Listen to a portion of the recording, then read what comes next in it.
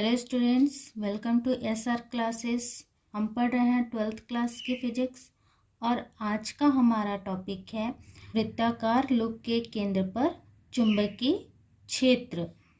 तो ये हमारा टॉपिक है और एग्ज़ाम में क्वेश्चन आते हैं कुछ इस तरीके से। बायो-सेवर्ट की नियम की सहायता से वृत्ताकार लूप के केंद्र पर चुंबकीय क्षेत्र हेतु व्यंजक ज्ञात कीजिए। ठीक है, ये क्वेश्चन आते हैं। तो हम बायो-सेवर्ट का नियम लास्ट क्लास में देख चुके हैं। अब बायो-सेवर्ट के नियम की सहायता से हमको निकालना है वृत्ताकार लूप के केंद्र पर चुंबकीय क्षेत्र हेतु व्यंजक। तो हम हेडिंग डालेंगे वृत्ताकार लूप के केंद्र पर चुंबकीय क्षेत्र। तो इस तरीके से हमने बना लिया है एक वृत्ताकार लूप। ये बना हुआ है, ये वृत्ताकार लूप है जिसमें करंट इधर से फ्लो हो रही है। इसको मान लेते हैं x, ये y। ये x, ये y, तार का एक छोर लिए जिसको इस तरीके से वृत्ताकार लूप बना लिए। तो एक छोर को हम x दे दिए नाम और एक छोर को y, और यहाँ से करंट फ्लो कर रहे हैं जो कि इस दिशा में जा रही है। इसका केंद्र O है और इसकी त्रिज्या जो है वो R है और इसके साथ ये एंगल बना रहा है 90 डिग्री का। तो इस चीज़ को हम लिख लेते हैं यहाँ पे। तो हमने इस तरीके से लिख लिया इसको। माना एक वृत्ताकार लूप का केंद्र O है तथा इसकी त्रिज्या R है और यह जो लूप है वो कागज के तल में रखा हुआ है। इसमें धारा I दक्षिणावर्ती दिशा में प्रवाहित हो रही है। इस धारावाही लूप का केंद्र O है और इसी केंद्र पर चुंबकीय क्षेत्र की तीव्रता ज्ञात करनी है। अब हम इसमें dl लंबाई का एक अल्पांश ले लेते हैं। ये जो लूप है इसमें dl लंबाई का एक अल्पांश की कल्पना करते हैं। इसकी लंबाई है dl। तो इस तरीके से इसको लिख लेंगे कि dl लंबाई के एक अल्पांश की कल्पना करते हैं। dl लंबाई के एक अल्पांश की कल्पना करते हैं। अब बायो-सेवर्ट के नियम से इस अल्पांश के कारण बिंदु O पर चुंबकीय क्षेत्र की तीव्रता निकालेंगे। ठीक है, इस अल्पांश के कारण हम बिंदु O पर चुंबकीय क्षेत्र की तीव्रता ज्ञात करेंगे। तो यहाँ पे लिखते हैं बायो-सेवर्ट नियम से इस अल्पांश के कारण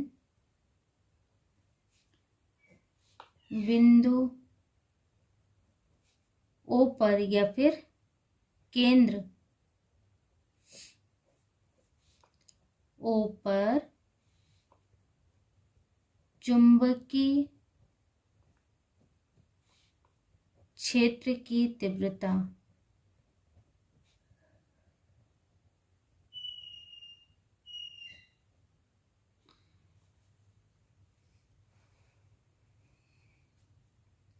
तो ये हो जाएगा dB इक्वल टू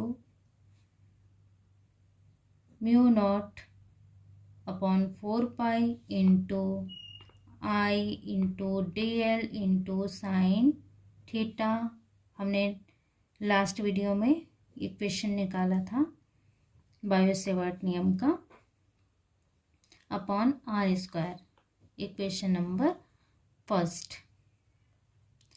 अब हम देख रहे हैं कि यहाँ पे 90 डिग्री का एंगल बन रहा है, मतलब थीटा इक्वल टू 90 डिग्री है, तो यहाँ हम थीटा इक्वल टू 90 डिग्री रख सकते हैं। तो इसके आगे लिखेंगे किंतु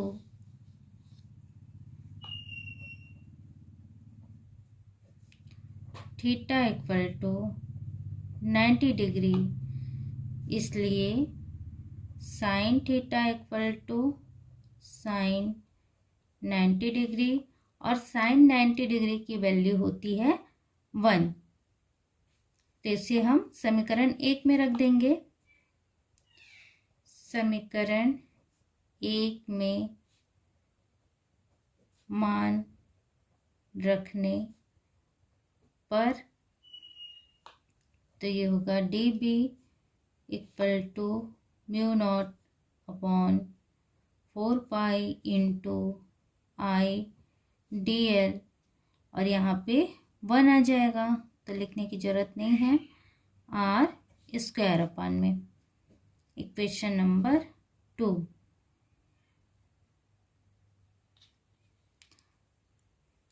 इसके आगे वृत्ताकार लूप को इसी प्रकार से कई अल्पांशों में विभाजित किया जा सकता है।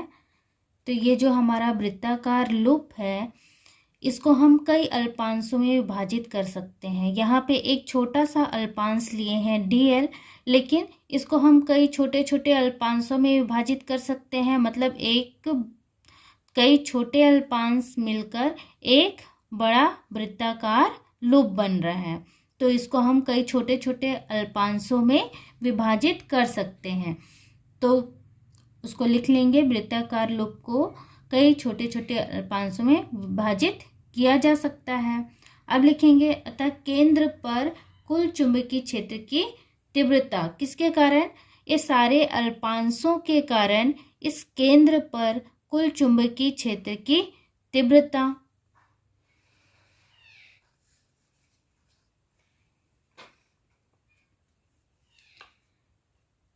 लिख लेते हैं, वृत्ताकार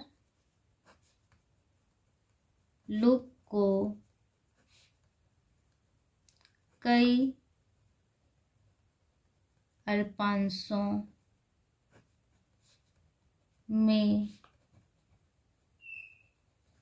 विभाजित किया जा सकता है।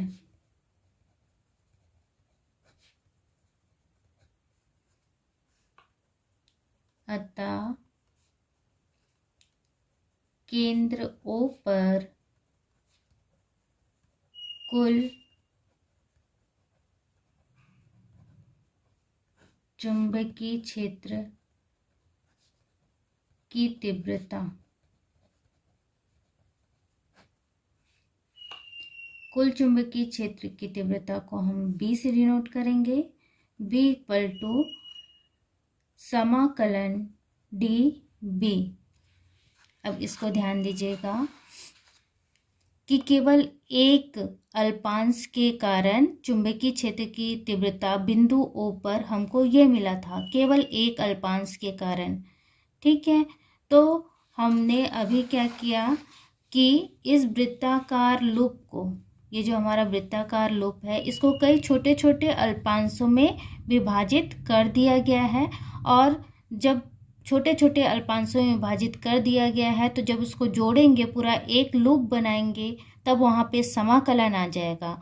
तो एक के कारण यदि हमको डी भी मिल रहा है, एक अल्पांश के कारण यदि डी भी मिल रहा है, तो पूरे अल्पांश के कारण हमको समाकलन डी भी मिल जाएगा। और चुंबकीय क्षेत्र की तीव्रता को हम बी से डिनोट करेंगे। तो यहाँ पे b इक्वल टू समाकलन डी बी हो गया। तो अब हम यहाँ पे डी बी की वैल्यू रखते हैं,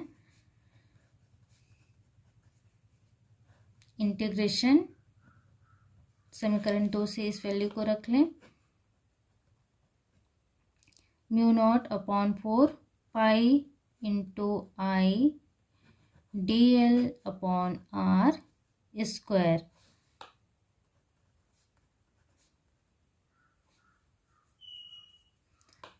अब इसको और इसको कॉमन निकाल लेंगे समाकलन के बाहर। ये भी ये चूँकि कांस्टेंट है इसलिए बाहर निकल जाएगा, dl जो है वो वेरिएबल है तो अंदर रह जाएगा। तो mu naught upon 4 into I upon R square integration dl। अब देखिए यहाँ पे dl इंटीग्रेशन के साथ है ना, मतलब ये जो लूप है हमारा ये पूरा इंटीग्रेशन में है, मतलब पूरा, ये केवल इसकी परिधि को लेंगे। ये जो वृत्ताकार लूप है इसका परिधि लेंगे, तो वृत्त की परिधि का सूत्र होता है 2πr। वृत्त की परिधि का सूत्र है। तो यहाँ पे हम इस तरीके से लिखेंगे, किंतु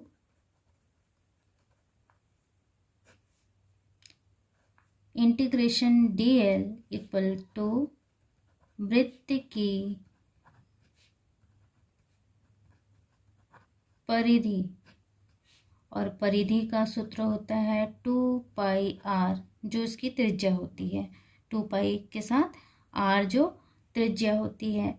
तो जहाँ पे अब हमको समाकलन dl है हम वहाँ पे 2πr लिख देंगे, मतलब यहाँ पे 2πr लिखेंगे।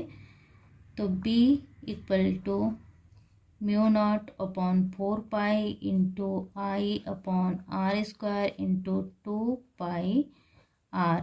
यहाँ से एक r कैंसिल, यहाँ से पाई भी कैंसिल हो जाएगा, 2 और ये 4, 2 टाइम्स कैंसिल। अब यहाँ पे आएगा b equal to mu 0 I upon 2r। इसको हम दे देंगे इक्वेशन नंबर 3। और यही है वृत्ताकार लूप के केंद्र पर चुंबकीय क्षेत्र की तीव्रता। मतलब बायो-सेवर्ट के नियम की सहायता से हमने वृत्ताकार लूप के केंद्र पर चुंबकीय क्षेत्र की तीव्रता ज्ञात कर लिया। और यही है हमारा अभिष्ट समीकरण।